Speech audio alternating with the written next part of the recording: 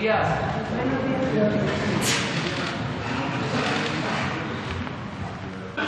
Pues vamos a iniciar la conferencia, vamos al grano porque lo demás es pacha. Presidente, buenos días a los compañeros y a quienes nos escuchan. Soy Arnoldo Cuellar, vengo de Guanajuato, de una organización periodística que se llama el Laboratorio de Periodismo y Opinión Pública y también de la Alianza de Medios de Periodistas de a Pie. Usted ha mencionado muchas veces a Guanajuato aquí, ha hablado de cómo no se pacifica, lo ha mostrado en las cifras de inseguridad. Nosotros estamos trabajando allá, investigaciones todo el tiempo, sobre por qué no se abate la inseguridad en Guanajuato. Hemos encontrado una constante, y usted también la ha mencionado, es la complicidad que está generándose entre funcionarios que tienen mucho tiempo ahí, entre políticos y entre un fiscal que ya tiene 12 años. En esta investigación hemos sido espiados, han sido intervenidas nuestras comunicaciones. Estamos en riesgo, presidente. Sin embargo, no venimos aquí a plantear eso. Venimos a plantear que hemos usado las vías correctas para hacer visibilizar esto. Hemos presentado denuncias ante la Fiscalía General de la República que hasta este momento no han sido escuchadas. En Guanajuato, la delegación de la Fiscalía General de la República declinó investigar este presunto delito y se lo derivó al propio fiscal de Guanajuato, al que creemos que nos espía. Hemos investigado por qué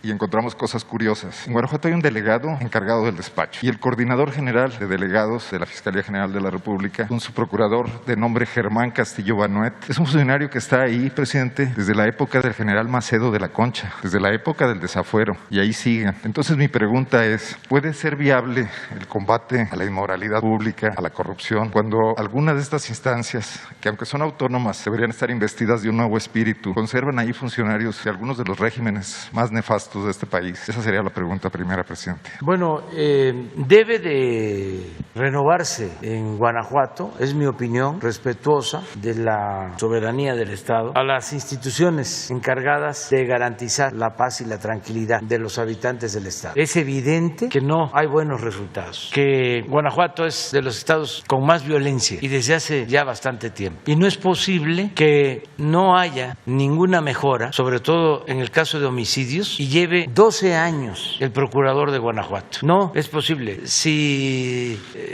fuese gerente de una empresa con esos resultados, ya lo hubiesen corrido. Hablando en plata, más si se trata de un asunto tan delicado como es la seguridad pública, donde está de por medio la vida de la gente. Eso es lo que yo puedo opinar y pedirle también a la Fiscalía General de la República, respetando su autonomía, que revise lo que corresponde al fuero federal, porque sin duda cuando las autoridades no actúan con rectitud, con honestidad, cuando no hay una frontera entre delincuencia y autoridad, no se avanza. Hay un ejemplo que ayuda a entender estas cosas. Veracruz, había un fiscal así, porque inventaron de que había que nombrar a fiscales y mantenerlos por 12, 15 años. Eso se debe de revisar. Estamos ahora en vísperas o para el año próximo, a principios de abril, va a haber una consulta para preguntarle a los ciudadanos si quieren que continúe o que renuncie el presidente, porque ya está en la Constitución el método democrático de la revocación del mandato, porque el pueblo pone y el pueblo quita. ¿Cómo? Entonces, legalmente se va a mantener a un funcionario por 12 o 15 años. 19 es el mandato. 19 años, imagínense. Todo esto lo crearon para afianzar la impunidad. Son cosas que hay que revisar y tienes toda la razón, y ojalá y las autoridades de Guanajuato, el gobernador, actúe y tomen decisiones, y el gobierno no puede estar secuestrado por facciones, por intereses de grupo, nada de que una secta es la que domina y los jefes, líderes de esa secta tienen privilegios, son los que mandan como una vanguardia, donde el gobierno está sometido a un grupo. El gobierno no puede ser una facción, el gobierno es para proteger al pueblo, a todos, sean del partido que sean, de la ideología que sea, de las creencias que sean. Entonces sí es un tema que se debe de analizar y no es una invención, es un asunto de juicio práctico. Ahí están los datos. Hemos hecho muchísimas cosas ayudando, pero estamos hablando de homicidios, son delitos del orden común, del fuero común. ¿Quiénes hacen las investigaciones? Las fiscalías estatales. ¿Quiénes solicitan las órdenes de aprehensión? Las autoridades de la fiscalía. Y hay mucho problema y no vincular la delincuencia organizada a los procesos electorales, no querer controlar políticamente mediante alianzas con la delincuencia. La vez pasada hablaba yo de que cómo no iba a descomponer el país país en cuanto a inseguridad y violencia, sí, el ejemplo que daban las autoridades era precisamente el de la corrupción, si se comportaban como delincuentes, nada más que de cuello blanco. Un mal ejemplo. Entonces es oportuno el que se haga una revisión de estos casos. Decía yo de un ejemplo, Veracruz, había un fiscal así, se cambió el fiscal, costó muchísimo, porque los dejaron blindados. Bueno, a partir de que cambió el fiscal, ahí están también los datos, una disminución en índices delictivos en Veracruz, y en particular en homicidios y en secuestros. Vamos a verlo, vamos a probarlo ahora, a ver qué buen tema se está planteando. ¿Por qué no vemos este es hoy, mejor dicho, son los delitos de ayer? 86, miren Guanajuato. 10 homicidios. Pero esto es de todos los días. Estamos hablando del 15% de los homicidios del país. Pero miren Veracruz, ayer. Y estaba terrible. Pero a ver si no tenemos una de anual o de los últimos tiempos. Sí, sobre homicidios del país. Un comparativo por estados. De los que presentaron, la gráfica que presentaron en la última evaluación de seguridad. A ver si tiene por estado. Este es Guanajuato. Y miren Veracruz. Y aquí se cambió al fiscal. Algo hay, como dicen en mi pueblo. Nosotros algo será. Lo tenemos muy claro, presidente. En el Laboratorio de Periodismo publicamos un reportaje. Samarripa tomó el cargo en 2009 con una tasa de 4 homicidios por cada 100,000 habitantes. El año pasado Guanajuato cerró por arriba de los 70 homicidios por cada 100,000 habitantes durante su ejercicio. Pero trabajando esta información, sufrimos este espionaje. Yo le quiero mencionar otra cosa. Este espionaje se origina en Nuevo León. ¿Qué tienen en común Nuevo León y Guanajuato? Tienen la misma empresa que provee servicios de seguridad, que es Seguritech, una empresa que creció mucho el sexenio pasado. En Guanajuato le compraron un convenio de 3,000 millones de pesos para comprar cámaras y arcos carreteros que no sirvieron de mucho, vistos los resultados. No solo los periodistas, los ciudadanos comunes y corrientes hoy están expuestos a que estas empresas también realicen lo que antes solo realizaban los gobiernos, el espionaje de comunicaciones privadas. Y no vemos que existe en el país una regulación de este tipo de prácticas. La Fiscalía General de la República tampoco ha avanzado en el tema de Pegasus, en parte porque suponemos que los mismos funcionarios que practicaron el espionaje siguen ahí y por lo tanto tampoco tenemos esperanza de que en los estados estas prácticas que se generalizan, que nos ponen a todos en riesgo, sean reguladas, sean perseguidas penalmente, pero sobre todo sean evitadas, que se nos garantice la no repetición de estas prácticas. Este tema también se lo quería plantear, presidente. Sí, yo creo que el fiscal general de la República, Alejandro Hertz, va a tomar nota y con su independencia, con su autonomía, va a actuar. Este es un buen momento y qué bien que ustedes están planteando este asunto. Ese es el propósito también de estas conferencias, que todos sepamos con mucha claridad, con mucha objetividad lo que está sucediendo en el país y que se asuman las responsabilidades. Entonces vamos a esperar que el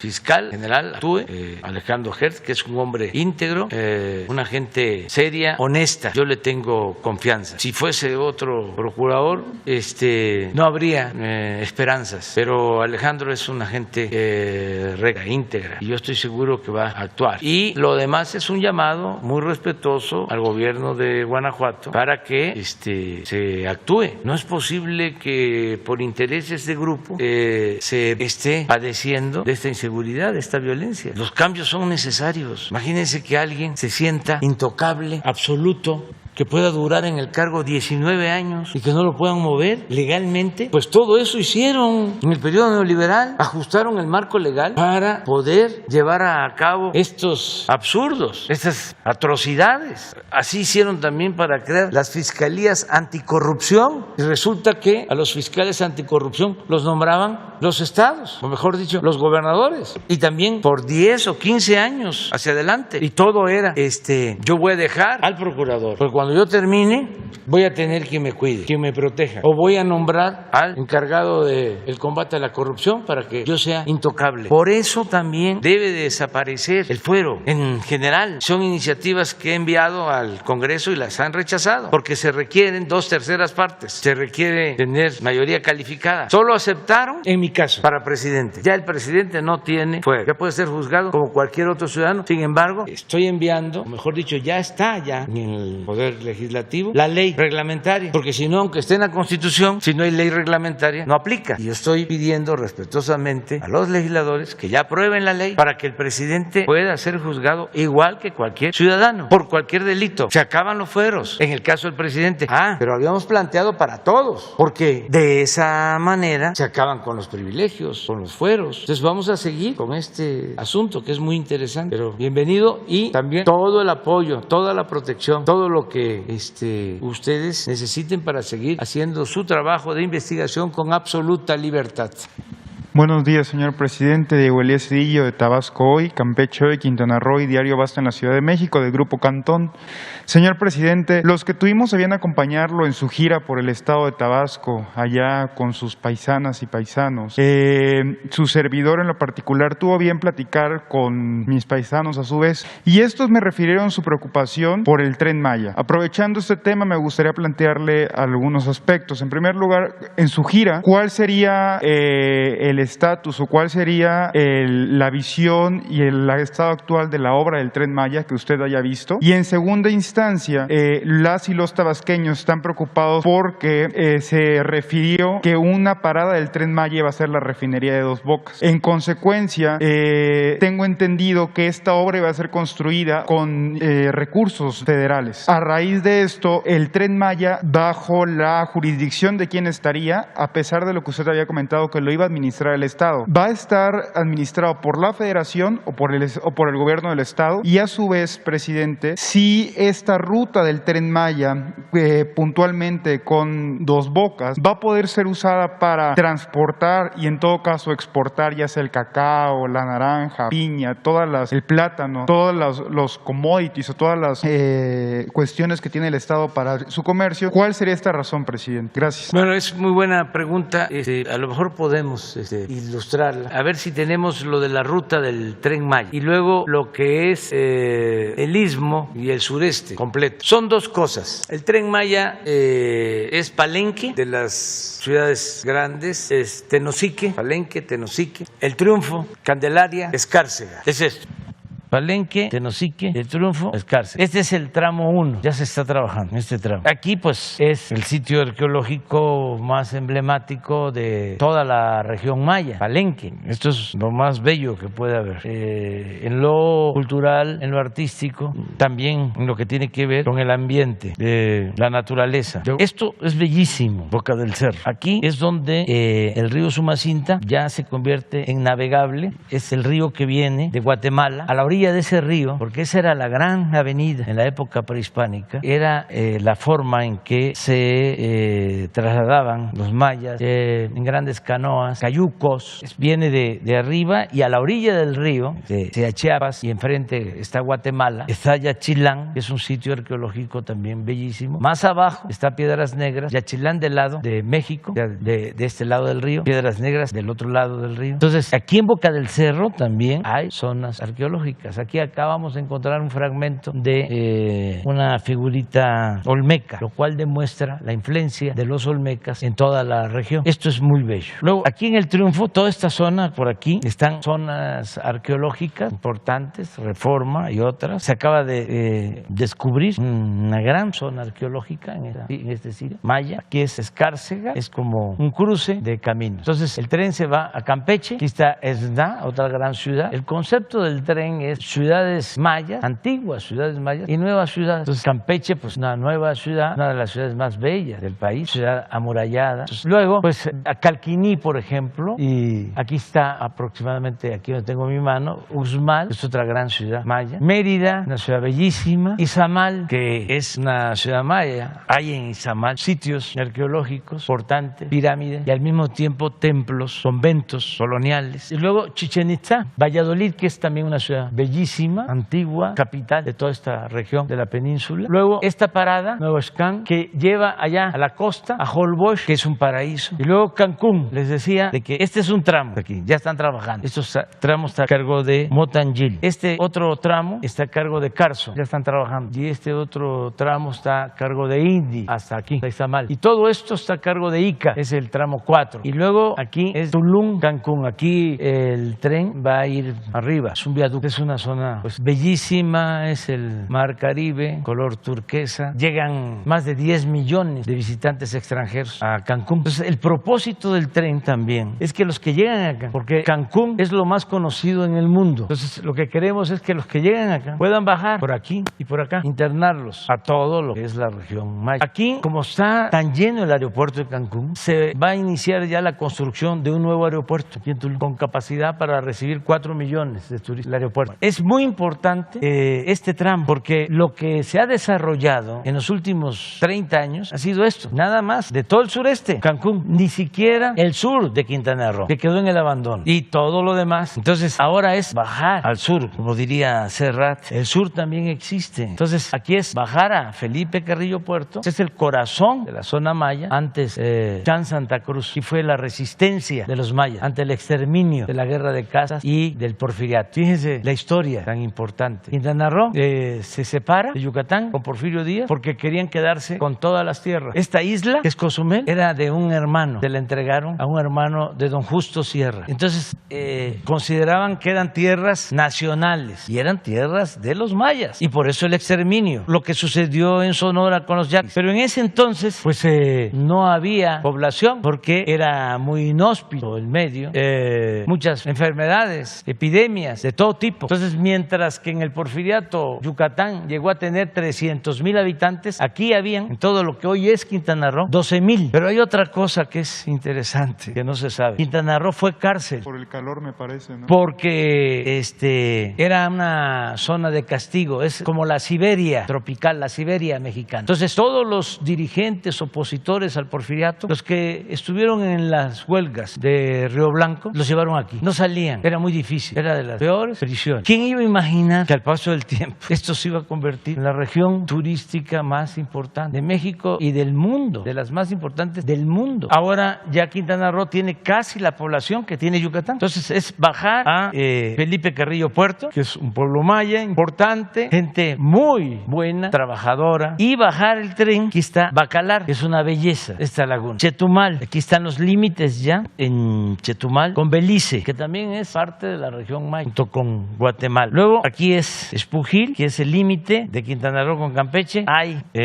una disputa por este territorio, por esta franja, que van a resolver los de la Suprema Corte de Justicia entre los estados. Afortunadamente va bien y se respetan los límites actuales. Espujil es una población importante que es la cabecera municipal de Calakmul. Aquí está Calakmul, este es Calakmul. Esta es una belleza arqueológica. En línea recta está Tikal, Guatemala. Entonces es del mismo tiempo. Aquí en la raya de Guatemala con México, del lado de Guatemala hay otra zona que se llama el Mirador. Bueno, el tren lo que busca es, esto es una zona natural protegida. Entonces, cuidando la zona natural protegida, se va a poder llegar a Calakmul. Aquí hay venados y armadillos y pavos reales y pájaros. Esto es una belleza, otro paraíso. Y la zona muy importante, porque tiene antecedentes como Teotihuacán, que se fue haciendo por etapas, por épocas. Abajo hay una pirámide más antigua, luego construyeron otra. Aquí hay una abajo del siglo III antes de Cristo, muy en el periodo olmeca o el periodo temprano maya, y la cubrieron con otra pirámide. Bueno, lo que hay abajo son murales, afortunadamente no intervenidos y bien cuidados. Los mismos mayas de la época del clásico maya protegieron lo que venía de atrás. Entonces hay unas pinturas bellísimas de artistas. Está pintado un mercado maya. Ahora no se puede ir, está cerrado y lo tenemos que cuidar bien, que esto es único, es un tesoro. Bueno, seguimos y aquí encontramos de nuevo Escárcel. Sí. Estos son 1,500 kilómetros. Este tren lo queremos terminar para finales del 23. Por eso estamos trabajando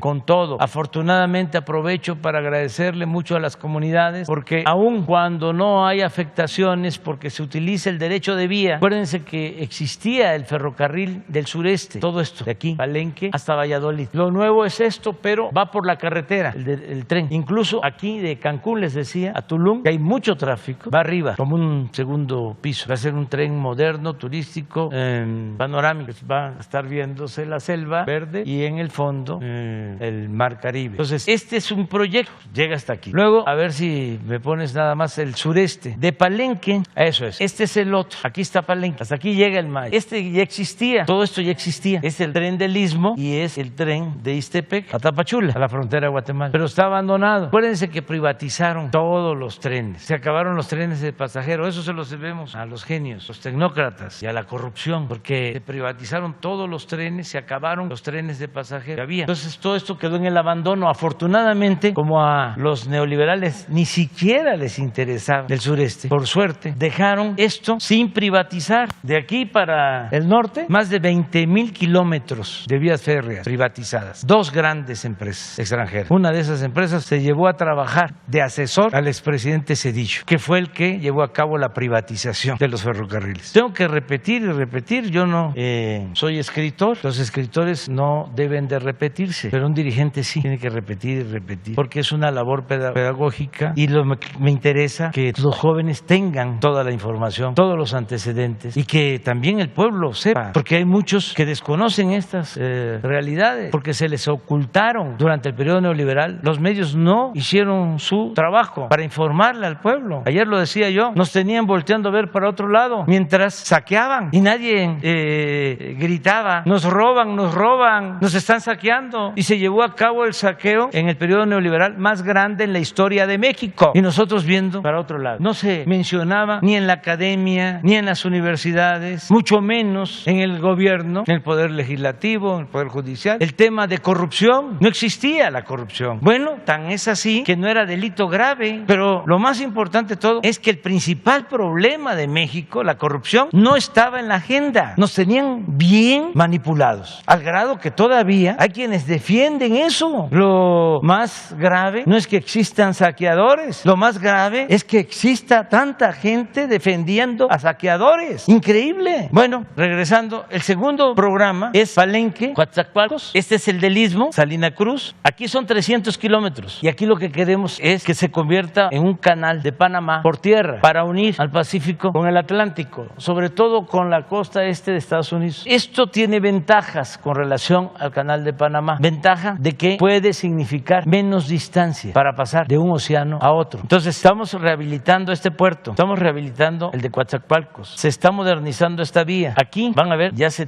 tienen adquiridos terrenos, 10 parques industriales aquí. Las empresas que se quieran ubicar en estos parques industriales van a tener subsidios fiscales. ¿Por qué queremos que esto se convierta en una cortina de desarrollo? Para que los que por necesidad tienen que pasar al norte tengan aquí opciones de trabajo. Bueno, el plan incluye rehabilitar, decía yo, de Palenque a Coatzacoalcos. Ya se está trabajando aquí y vamos también a rehabilitar esta vía de Ixtepec a los límites con Guatemala. Este es el segundo proyecto. El ramal que mencionas es un ramal de Estación Chontalpa a Dos Bocas. Dos Bocas está aquí, la nueva refinería. Entonces vamos a construir este ramal. Este proyecto va avanzado, lo tenemos que terminar también en el 23, aquí en el puerto, para que puedan llegar barcos grandes con miles de contenedores. Estamos construyendo, por ejemplo, un rompeolas mar adentro para crear las condiciones, modernizar este puerto. Este puerto lo hizo Porfirio Díaz, como el de Coatzacoalcos y como el de Veracruz. Los hizo con un empresario inglés, Pearson, que era su contratista favorito. Y en ese entonces no tuvo mucho éxito porque Asia no tenía el desarrollo que tiene actualmente. Por eso siguió siendo Veracruz el puerto más importante. Ahora los puertos del Pacífico, por el desarrollo de Asia, para acá, Manzanillo, Lázaro Cárdenas, son puertos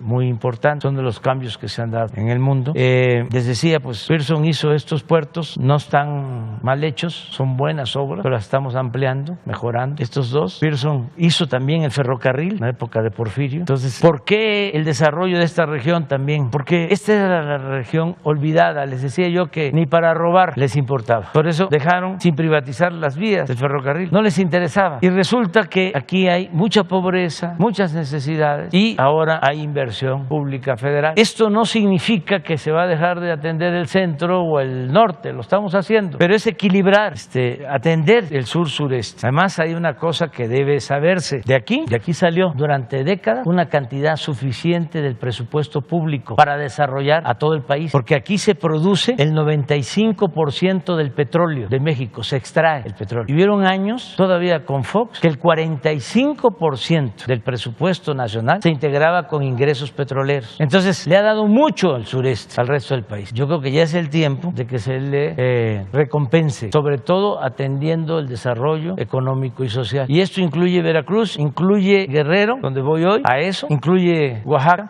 Chiapas. Tu pregunta me ayudó para explicar más. Gracias, presidente. Y aunado también a lo que comentaba trataba de regresarle, o más bien dicho, de recompensar los esfuerzos que el sureste ha dado al país y particularmente Tabasco. Estando en el estado, en mi casa cuando era niño, con de mis papás, encontré un libro que había leído anteriormente del gobierno del general Cárdenas. En él aparece quien fuese su secretario de Economía, si no me equivoco, el general Francisco Mujica. El general Francisco Mujica fue gobernador del estado de Tabasco y le comentaba al general Cárdenas que habría de tabasqueñizar todo México. Bajo esta premisa, señor presidente, yo le preguntaría, ¿usted considera prudente tabasqueñizar México? ¿Que hace falta integrar estos conceptos que ha dado Tabasco a todo el país? Ergo, a lo mejor teniendo en esta segunda etapa de su gobierno más tabasqueños o tabasqueñas en su gabinete, y también aprovechar algunas ideas que se hayan dado, como en su momento dado fue los centros integradores en el gobierno de don Enrique González Pedrero. ¿Considera usted prudente que algunas ideas, o consideraría viable tabasqueñizar México, presidente, siendo usted oriundo de la zona? Gracias. Pues, yo represento a todos los mexicanos y en todo el país hay cultura. México, lo he dicho muchas veces, es un mosaico cultural, tiene mucho potencial cultural, artístico. Su pueblo es extraordinario en todos lados, en todo el país. Cada estado tiene su historia, por eso es muy importante en la investigación lo que se conoce como la microhistoria. Uno lee Pueblo en Vilo de don Luis González, que es una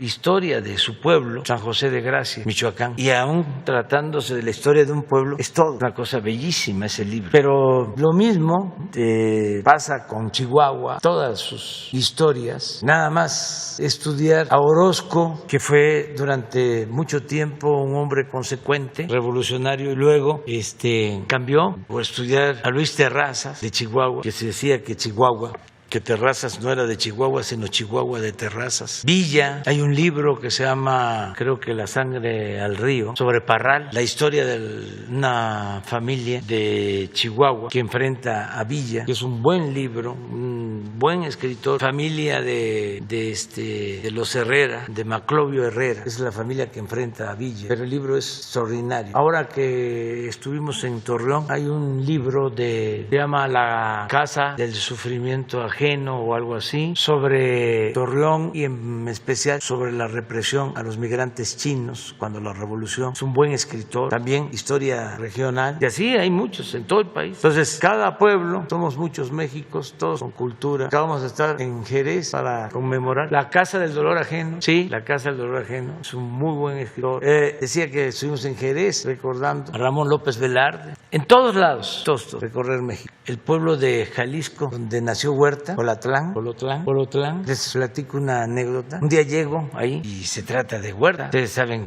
qué significó. Yo soy maderista. Entonces, ahí en la plaza empiezo a hablar de la necesidad del cambio, cuando estábamos en oposición. Entonces, un señor me dice, ¿y qué opina de Huerta en su pueblo? Entonces, como ya conozco yo a la gente, ¿no?, la idiosincrasia de los pueblos, pues fui cuidadoso. Pero ahí tienen una idea distinta de Huerta en su pueblo. Entonces, ese es México. La frase del general Mújica se aplica porque a él lo mandan siendo michoacano. Es un revolucionario intachable, es al que más admiro de los revolucionarios. Entonces lo mandan porque los revolucionarios en Tabasco estaban enfrentando, como suele pasar en todos los movimientos que hay. Bueno, la Revolución Mexicana terminó en enfrentamiento en las mismas filas del movimiento revolucionario. Se dividen Carranza por un lado, Obregón por otro, o Carranza y Obregón juntos, y Villa en otro, Zapata en otro. Zapata, por ejemplo, cuando el plan de Ayala se lanza en contra de Madero y reconoce a Orozco, a Pascual Orozco, que luego termina muy mal. Pero bueno, hay siempre, ¿no?, estas confrontaciones en la historia. Y en Tabasco, pues los mismos revolucionarios estaban enfrentados, habían asesinado al gobernador revolucionario, y va a poner orden el general Mujica y gobierna Tabasco como un año y encuentra las arcas vacías, y gobierna también que cuando termina su misión, más de todo lo que hizo, bueno, fue el que dotó al primer ejido de Tabasco, una isla que se llama El Chinal, entregó la isla que estaba en manos de una empresa extranjera, la habían despojado a campesinos y fueron a ver al general. Fíjense qué historia, fueron a ver al general Mújica y el general Mújica le restituyó la tierra a los campesinos, la isla del Chinal en Jonuta. Entonces los dueños de la empresa vienen a a ver al presidente Carranza y el presidente Carranza le ordena al gobernador de Tabasco, Francisco J. Mújica, que le devuelva las tierras a la empresa extranjera. Y le contesta el general Mújica de que no, y lo fundamenta. ¿Por qué se había hecho la revolución? ¿Para qué se había luchado? Ya se había expedido la ley agraria de enero de 1915. Pero al final de la carta le dice, si usted considera que se le debe devolver la tierra a esta caudalada compañía en contra de sus dueños originarios, los campesinos, le pido de manera amable que piense en nombrar a otra persona porque yo renuncio al gobierno. Y hay una frase bellísima, dice, porque mi honestidad es lo que estimo más importante en mi vida. Y ahí va la carta, pues ya no pudo Carranza y se quedó General Mújica. Pero lo interesante de esto es que termina el gobierno y deja dinero en la caja. Entonces, en su informe dice cómo lo hicimos. Dice, con un manejo honrado del presupuesto y con pequeñas reformas. Entonces, ¿qué es el gobierno? ¿Qué es un buen gobierno? Es manejar el presupuesto con honradez. Entonces, y el general Mújica fue el que dijo, hay que tabasqueñizar a México. Y después el general Cárdenas, ya estoy presumiendo, ¿no? Dijo, Tabasco, laboratorio de la revolución. Y yo tengo el orgullo, también permítanme presumirlo, de que en mi estado no tiene fuerza política el conservadurismo. El Partido Conservador en la pasada elección, en la elección estatal para diputados, obtuvo el 1.5%. Así es Tabasco y no como lo pintan. Gracias, presidente. Perdón por romper un poco el tono histórico, anecdotario del país. Yo le quiero agradecer la apertura y sobre todo pues que se cumpla esto que usted habló del derecho de réplica. Para ser preciso y para expresar mi punto de vista, no lo suelo hacer, pero no quiero ahora extraviarme en el mensaje que quiero compartirle y voy a leer. Lo voy a hacer rápido y no me llevo más que 4 minutos. Cuando comenzó su gobierno le pregunté si esta conferencia abonaría a la transparencia y rendición de cuentas o sería simple propaganda oficial. Y también le pregunté qué tipo de periodismo servía a la 4T. Usted sin duda respondió, lo que sirve es el periodismo crítico y bien documentado, lo cual fue interpretado por nosotros, los reporteros de calle, de tropa, como una oportunidad única, jamás disfrutada en el pasado, cuando todo era un montaje, de investigar y ventilar aquí nombres de funcionarios o actos contrarios al cambio. Aquel optimismo, presidente, se ha ido, diría yo, desmoronando. Primero, por la incursión de personajes singulares, ajenos al periodismo, la mayoría, y todos los conocemos, al servicio de legisladores o líderes partidistas, publicistas, gestores, aspirantes a políticos de medio pelo y hasta exfuncionarios públicos acusados de corrupción, que se disfrazan aquí en esta conferencia de periodistas y que solo han venido a susurrar dulzuras. Segundo, por actos como el del pasado miércoles, cuando con absoluta falta de rigor y evidente desprecio a la verdad, se aludió un texto de mi autoría titulado Falsean datos de Sembrando Vida, difundido en la crónica de hoy el pasado 7 de julio. De manera superficial, sin argumentos ni revisión de fondo, se le tildó de engañoso. ¿Quién es quién en las mentiras, presidente? Puede ser una sección útil y yo creo necesaria para la discusión pública, pero está destinada a ser inservible y tendenciosa si no hay detrás personas capacitadas, al menos para analizar textos periodísticos. Hablo en específico de mi caso. ¿Por qué omitió la presentadora que el trabajo se centró en Tlaxcala, dado que las evidencias eran exclusivamente de ese estado y que jamás se mencionó que la alteración de datos fuera una práctica generalizada en el programa?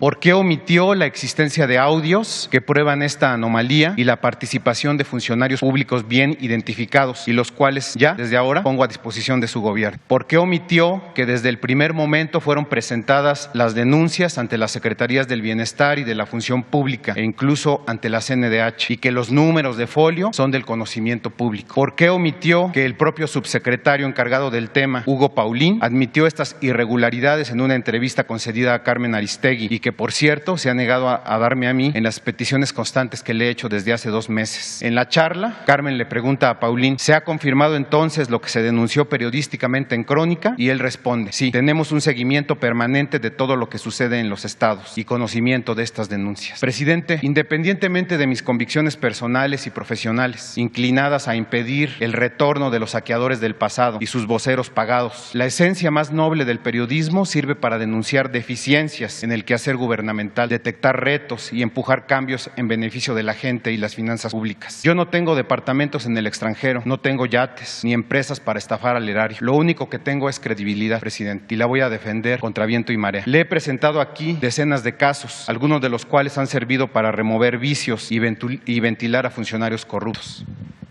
Le pido, por favor, presidente, con el corazón en la mano, que jamás se atente contra nuestra inteligencia, que jamás se atente contra nuestra pasión por el oficio y contra nuestra credibilidad. Durante los últimos meses, con ayuda de servidores públicos, beneficiarios y jóvenes construyendo el futuro, he podido documentar diversas tropelías en Sembrando Vida, un programa que todos los entrevistados, sin excepción, consideran sumamente valioso, pero que se ha visto ensombrecido por el mal uso de recursos adicionales, deficiencias en el empadronamiento y, en el caso específico de Tlaxcala, que es el que ahora hablamos, registro de datos falsos. Termino con dos preguntas, presidente, que son de respuesta corta y lógica, pero al menos a mí me sirven o me alientan para justificar mi presencia aquí. Una, ¿los denunciantes están dispuestos a comprobarle estos abusos? Para borrar cualquier duda, para que de viva voz se entere de la situación, ¿estaría usted dispuesto a reunirse con ellos o a que al menos lo hiciera con el funcionario que usted designe y entregar aquí un reporte de lo recabado? Sí, que vean a Javier May, los va a recibir. Ok, tomamos nota entonces y nos coordinamos con Jesús Ramírez Cuevas. Y segunda pregunta, ¿refrenda usted con 2 años y 8 meses en el gobierno su postura de que es el periodismo crítico y bien documentado y no el lambiscón el más útil para la 4T? Sí, la crítica es fundamental, es básica, nos ayuda mucho a purificar la vida pública, incluso hasta la crítica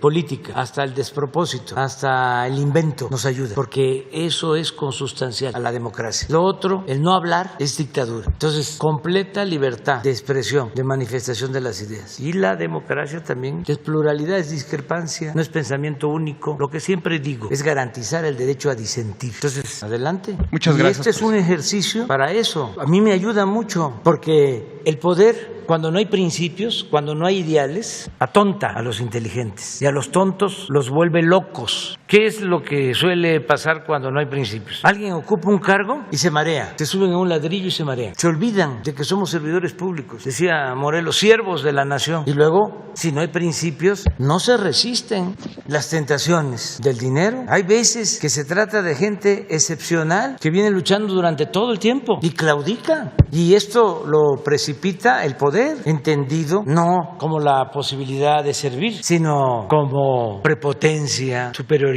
autoritarismo. Entonces, es un proceso y ustedes se ayudan mucho y no hay intocables. Nada de que no se puede tocar al intocable. No, solo es que se garantice siempre el derecho de réplica y que haya debate, porque antes lo que había era campañas, y las hay, de linchamiento de los medios. Vean el Universal, cambio tan radical, un gran viraje de ser un medio oficial, oficioso, subordinado por completo al gobierno, al poder, de repente se convierte en un periódico por entero opositor al gobierno. Pero no importa, ojalá y sea auténtico, que no sea por dinero. Necesitamos a opositores, es necesaria la oposición, pero no a traficantes de el derecho de prensa, de la libertad de prensa, o quienes trafican con la libertad de expresión. O sea, usan la libertad de expresión para negociar. Ese es un periodismo mafioso, pero la crítica es importantísima, y la transparencia, que es otra regla de oro de la democracia, y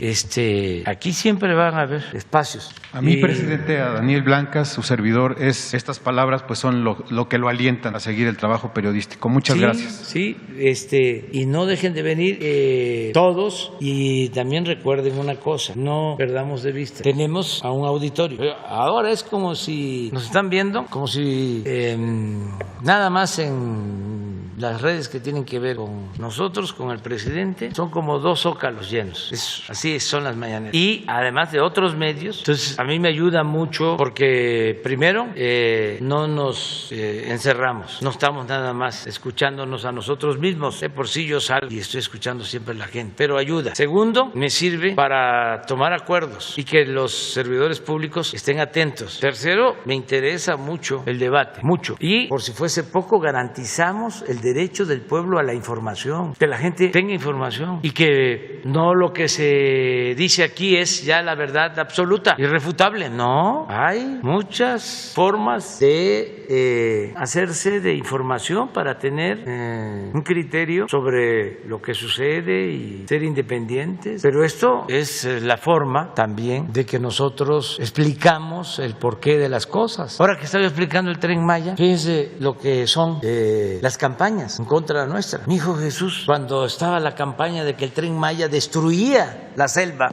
yo explicando, quizá no lo suficiente, de que el tren iba por el derecho de vía del ferrocarril del sureste que se construyó a mediados del siglo pasado y que en vez de afectar la selva o el monte alto que existe, se iba a cuidar y se estaba replantando, se están sembrando miles de hectáreas en todas las reservas de árboles maderables, como nunca. Pero Jesús, por sus amigos, conocidos y demás, me emplaza y me dice, ¿por qué el Tren Maya? Si se va a afectar la selva. Ya tuve que explicarle, mira, no se va a afectar nada, va a ser así, así, así, así, y esto es para beneficiar a la gente y también para cuidar el medio ambiente, porque la propaganda aturde, confunde. Jesús, tengo esa dicha enorme de que, pues como todos los niños, adolescentes, son muy despiertos, muy avispados. Entonces cuestiona, pero si se le argumenta, se les explica. Hace poco me empieza a decir, ustedes viven del IVA. ¿De dónde saca esto? Tú vives del IVA, compañeros, tú vives también del IVA. Pues sí, yo vivo del IVA y vivo del impuesto sobre la renta. Pero a ver, ¿cómo está esto? Es un movimiento que existe donde pues nosotros vivimos de los impuestos, pues sí, pero es subrayado por ciertos sectores opositores a nosotros. Entonces le tuve que explicar y como soy perseverante, ya la tercera vez me dijo, ya papá, no soy tonto, ya le entendí. Bueno, es como el que se va a vacunar con esa mentalidad, que no nos quiere, y ahí se le vacuna y le está diciendo a la enfermera, ¿y por qué se tardaron tanto? Son mis impuestos, es tu deber. En cambio, una gente pobre, humilde, sabiendo de que es su presupuesto, se le pone la vacuna y dice, muchas gracias. Es un poco lo que veíamos y es lo que está en la profundidad de este debate, lo que hablábamos de un defensor de derechos humanos que insulta a un funcionario de la Embajada de Cuba de derechos humanos y le dice dos cosas que no puedo repetir, pero se puede pensar, ¿es él? No, él ni se dio cuenta, lo ven normal, es una formación y el asunto es que no es solo él. Es un sector que tiene esa mentalidad clasista, racista, que antes se escondía con la hipocresía y ahora, como están brotando las pasiones, sale. Pero qué bueno, porque no podemos estar metiendo la basura debajo de la alfombra. No, vamos a sincerarnos, fuera máscaras, porque al final de cuentas eso es lo más importante de todo, el cambio de mentalidad. Y cuando menos que nos demos cuenta, hay gente que piensa de que robar es lo más natural, el que no roba es un tonto, tiene eso, aprovecha. Ahora que tienes oportunidad, no seas tonto. Es una mentalidad, afortunadamente, no pudo destruir toda la reserva de valores culturales que hay en nuestro pueblo, la honestidad que hay en nuestro pueblo. Pero sí creció mucho esa nube negra durante el periodo neoliberal, mucho, mucho. Entonces, el cambio de mentalidad, repito, es lo más importante de todo. Y es una especie de enajenación que se instaló en donde ¿cuánto tienes? ¿Cuánto vales? Y los principios y los ideales, eso, como decía el alazán tostado, la moral es un árbol que da moras y que sirve para... Pues eso creció mucho, entonces tenemos que debatir sobre eso, que es muy importante, sin odios, sin rencores, sin confrontación, sin violencia, nada más, el puro debate. Esto que yo decía, ¿cómo es posible que no solo existan corruptos, sino que tengan una base de apoyo muy grande? Yo estoy de acuerdo que el que se beneficia de la corrupción, claro que no estoy de acuerdo, puedo entenderlo, que diga, no, pues yo me estoy beneficiando, pero hay mucha gente que no se beneficia de la corrupción y sin embargo apoya la corrupción. O sea, están ahí militantes apoyando, pero lo tuyo es muy interesante y ojalá y todos presenten lo mismo aquí y con total apertura. Ya me voy a Chilapa.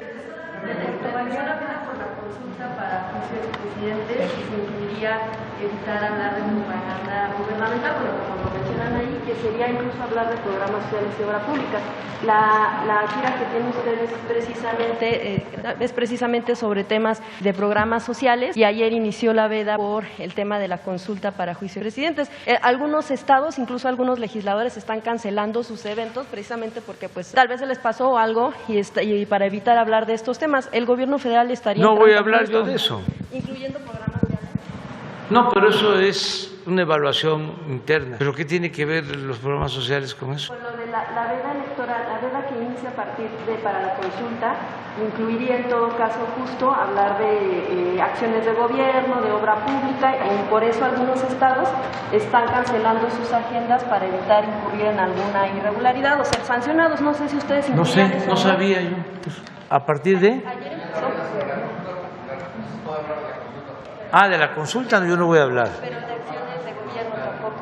Propaganda gubernamental, pues son reuniones cerradas. Pero no van a tener eventos públicos. ¿Mande? Van a hacer eventos abiertos que hablarán. No, no son abiertos. Para la gira de ahorita de... Sí, pero no son abiertos. Es una reunión de evaluación. A lo mejor porque se va a transmitir en redes. Solamente eso. ¿Por qué no lo revisas? Y si es así, que no se transmita. Pero sí necesito ir. De qué es lo que se tiene que... También tener la seguridad de qué es lo que se puede o no transmitir, ¿no? Porque, Sí. Y es parte de la falta de información que hubo en torno al tema de la... Porque es la primera vez que se hace una consulta. De No, esta- y es la primera vez que sé que no se puede, que no se podría, si no lo hubiese yo suspendido. O sea, pero tengo que hacer las reuniones cerradas, porque lo que vamos es a un plan integral de bienestar para Guerrero. Entonces vamos a eso, a trabajar. Y vamos a inaugurar cuarteles de la Guardia Nacional y un libramiento, pero lo hacemos cerrado completamente. La voz de las radios comunitarias. Sí. Muchas gracias. Vengo de la Asociación Mundial de Radios Comunitarias. Tenemos 62 proyectos de radios en distintos lugares del país, a veces zonas muy alejadas. Usted ha dicho que el otro periodismo es el necesario, el periodismo de redes, dice usted. Yo le digo, la radio es el medio de proximidad, usted lo sabe. Hay lugares en donde no llega el internet, en donde no llega el teléfono, y lo que llega, a veces llega su voz, llega la conferencia mañanera porque las radios comunitarias lo transmiten. El sexenio pasado conseguimos tener el reconocimiento por parte del Estado mexicano, donde ya por fin se nos nombró en la Constitución. Existimos hace mucho, pero se nos nombró apenas con la nueva ley de radio y televisión. En un apartado muy chiquitito de la ley, lo poco que permitieron no que las radios comunitarias pudieran comercializar sus espacios, no que pudieran hacerse de recursos de distintas maneras, siendo que la luz, los transmisores y todo nos cuesta lo mismo que a las comerciales. Permitieron que el 1% apenas, el 99% va para los comerciales, pero el 1% de la publicidad que el Estado mexicano puede promover se pudiera destinar a los medios comunitarios. El gobierno de Peña no nos peló tanto, aunque ya estaba en la Constitución, y no todas las dependencias nos quisieron atender. Nos atendieron muy poco, algunas radios resultamos beneficiadas con un porcentaje pequeño. Sin embargo, llegó el 2018 y nosotros teníamos mucha esperanza en que este gobierno, que entienda radios comunitarias, que usted ha estado en algunas de ellas, volteara a vernos. Iban llegando 2019, 2020 no cambió tanto la historia, y en el 2021 todavía vemos mucha resistencia en ese elefante reumático que usted le llama, a que volteen a ver algo que es ley desde hace ya 6 años. Le pedimos que voltee a ver a las radios comunitarias, presidente. Y por otro lado, yo vengo de Hermosillo, Sonora, de política y rock and roll radio. Cada que pensamos en Hermosillo, desafortunadamente pensamos en la guardería ABC. Usted conoce bien el caso. Yo en lo personal le agradezco que haya volteado desde hace mucho tiempo a ver la deuda histórica que había con la guardería ABC, con todo lo mal que se había hecho. Sin embargo, este creo que es un caso que no solo tiene víctimas, como otros muchos casos en nuestro país, y presuntos culpables. La justicia se puede hacer de muchas maneras, y en este caso hay un eslabón que creo que se le ha escapado al Estado mexicano. Hay héroes, hombres, mujeres algunas, pero sobre todo unos muchachos que estaban en el camellón ahí enseguida de la gasolinera, que cuando vieron las llamas se metieron corriendo arriesgando sus vidas. Juan, uno de ellos, el Cayetano, así le dicen, se metió, rescató muchos niños, salió con los brazos ardiendo de cargar pues el terror. Hay muchas historias ahí atrás, el negro, bueno, miles. Juan, el que le digo, el Cayetano, tenía una hernia que no le permitía desarrollar bien su labor de albañil. Esa hernia no se la pudo operar en años, porque no tiene seguridad social, porque no tiene empleo, porque trabaja de ayudante de albañil, de peón. Un grupo de ciudadanos se reunieron y le pagaron la operación. A mí me dio mucho gusto cuando el Cayetano se operó, pero me dio también mucho coraje, porque yo creo que el Cayetano y el negro y todos ellos tendrían que tener, si no una pensión, por lo menos un reconocimiento que tuviera que ver con que su seguridad social, que ellos pudieran ir al hospital y no les costara. Ellos son héroes, presidente. Salvaron la vida de decenas de niñas y niños, y el Estado mexicano no les ha respondido. Muy bien. Mira, lo de las radios comunitarias, pues desde luego, todo lo que podamos hacer, yo creo que ya se está apoyando, pero que tengas más información sobre lo que está haciendo el gobierno. Es algo que está muy cercano a nosotros. Conocemos la importancia de las radios comunitarias porque son las que están en las zonas más apartadas del país, la mayoría. Yo fundé una hace 45 años, XENAC, La Voz de los Chontales, bilingüe, 1980 más o menos, 77, 80. Y ahí está, la cerraron porque hubo represión y ahora se volvió a abrir hace relativamente poco y ahí está la radio. Y así hay muchas y vamos a seguir apoyando. En cuanto a lo de la guardería, lo mismo. Y es cosa de ver con Alejandro Encinas de que se incluyan a todas estas personas que con humanismo, arriesgándolo todo, ¿no?, salvaron vidas. Como tú dices, no solo es lo material, que tengan la seguridad social, que es un derecho de todos los mexicanos. Ya hay una reforma para que la atención médica, los medicamentos sean gratuitos para quienes no tienen seguridad social. Esa operación se le tuvo que haber hecho en un hospital público y no pagar nada por eso, pero ya está elevado a rango constitucional el derecho a la salud. Nada más que hay que seguir empujando. La semana próxima ya vamos a informar sobre la compra de los medicamentos que nos van a alcanzar para que se puedan entregar de manera gratuita a toda la población que no tiene seguridad social, y se compraron todos los medicamentos, lo adelanto, a un precio más bajo, justo porque ya no se presentaron los problemas de corrupción en la compra de las medicinas, y esto hace que el presupuesto pues nos rinda de alcance para que todos tengamos las medicinas y nos atiendan. El que tenga seguro pues va al ISSSTE, va al IMSS, pero la mitad de la población no tiene seguridad social y ya se está garantizando el derecho a la salud. Entonces vamos a seguir con esto. Me tengo que ir. A ver.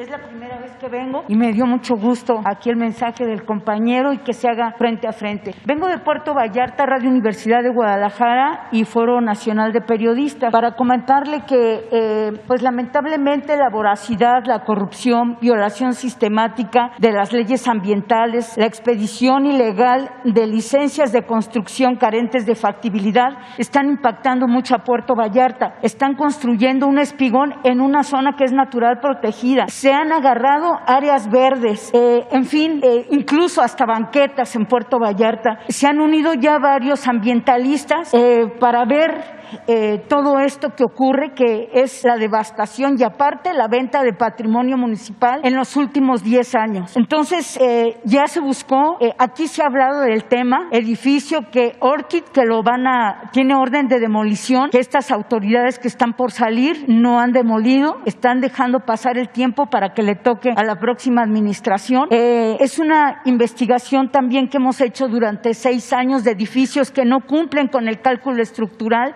Tenemos todos los datos. Pedirle, presidente, que la Semarnat, la Profepa y la Sofemat actúen en la zona. No nada más es en Puerto Vallarta, es en Bahía, es en toda la Bahía. ¿Qué instrucciones le estaría usted dando a las secretarias, a los titulares de estas dependencias? Ya se están atendiendo casos que se han denunciado aquí sobre construcciones en Vallarta, pero entréganos los otros temas pendientes y ayúdanos estableciendo comunicación con la secretaria María Luisa Albores. De María Luisa Albores. Y una última ya es la de seguridad. Presidente, aquí se ha hablado mucho del tema. En Puerto Vallarta tenemos 9 años, casi 10, de que todos los que han estado al frente como comisarios de seguridad no han cumplido los exámenes de control y confianza. El último, por notas periodísticas, por estarlo diciendo a través de la radio, estuvo prácticamente amparado 3 años, derivado de los crímenes que se dieron del exgobernador Jorge Aristóteles Sandoval, de Felipe Tomé y todo lo que ya se ha dicho, lo separan del cargo,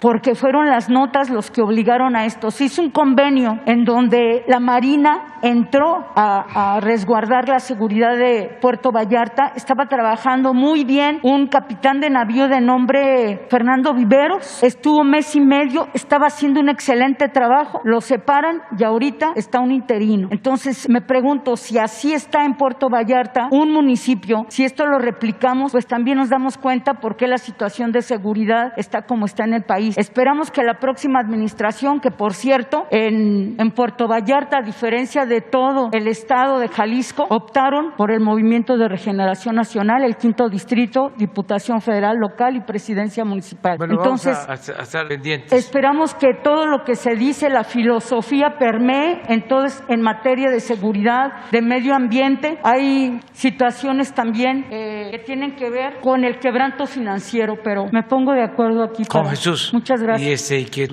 con los secretarios o secretarias que tengan que ver con lo que estás planteando. Gracias. Ya que estás allá, y felicidades por lo que hacen. Muchas gracias. Porque hacer periodismo en regiones de los estados y hacer un periodismo crítico de denuncia implica riesgos. Y ustedes son muy valientes y tienen siempre la protección de nosotros. Muchas gracias. Sí, son admirables por eso. Gracias, presidente. Me voy. Adiós.